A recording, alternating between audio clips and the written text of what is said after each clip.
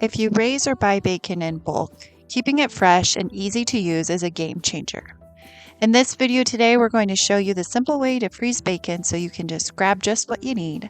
No waste and no fuss. So a couple times a year, our local grocery store does a big case lot sale, which means you can get big boxes or big cases of food for less money. So we try and take advantage of this for things that we actually eat. We are not the go out and just buy food because it's on sale people. Like this time around, my husband bought a case of tuna. It's a good protein to have on hand. It's something that he and my son really enjoy. And it is a lot less expensive than buying it, even waiting for sale prices. And you get a big case of it, so it will last us a good year. So for us, it's totally worth it. So this time around, we got bacon, and it comes in that big box that I just showed you. So today I'm breaking it down into 1 pound increments and just using my handy dandy vacuum sealer here. So this is 12 pieces of bacon in each of these little sections here. So it comes out to be about 12 pounds of bacon in a box, which is plenty of bacon for us. Let me just kind of show you today how we're going to preserve that and get it into our freezer so that we don't just have a giant box of bacon that goes to waste. So the first thing that I want to show you is this big box of bacon. So here it is. You can see all the bacon's inside, sliced up into sections. This is, I believe, a 12-pound box. So 12 pieces, it's about 12 pieces a pound. And I made sure on that with my little scale here. So I'll just kind of show you. Let me just show you inside the box here. It's just got all of the bacon in here, individual pieces. I have my scale here. We'll count 5, 6, 7, 8, 9, 10, 11, 12 pieces, and we're at $1 or a pound and 3 ounces.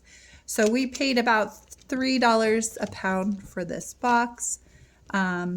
Which is a pretty decent price for bacon, at least in our area. And so, you know, we're saving a little bit of money doing it this way. You do want to count in your costs, you know, the vacuum sealer, bags, and all of that stuff.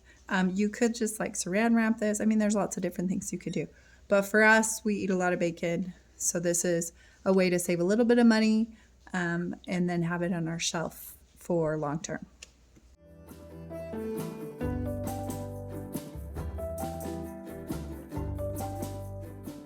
Now it's time to get all of the bacon in the bags. I start by cutting each of my vacuum seal bags into sections, and I will seal one of the sides and I will label that side with what I'm actually freezing. So in this case, it's bacon, and then I put the month and the year. That way I have at least some knowledge of when this bacon was in the freezer, because sometimes those things get shoved to the back. Then I will go ahead and portion out all my bacon. So like earlier in the video, about 12 pieces is a pound, and that's kind of what I'm going with on this. So I'll pull out 12 pieces, place them into each of these little pre-sealed bags, and then I can take them back over to the vacuum sealer, and I will seal each of these bags on the opposite end. And this time I won't just use the seal feature, I'll use the vacuum seal feature so that it'll pull out all of the air so that I can avoid some of that freezer burn on these packages of bacon.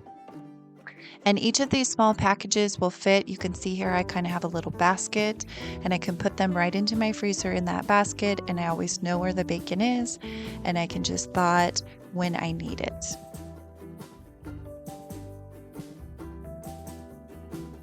I love having all of these packages of bacon in my freezer because I'm able to use them at a moment's notice for different recipes.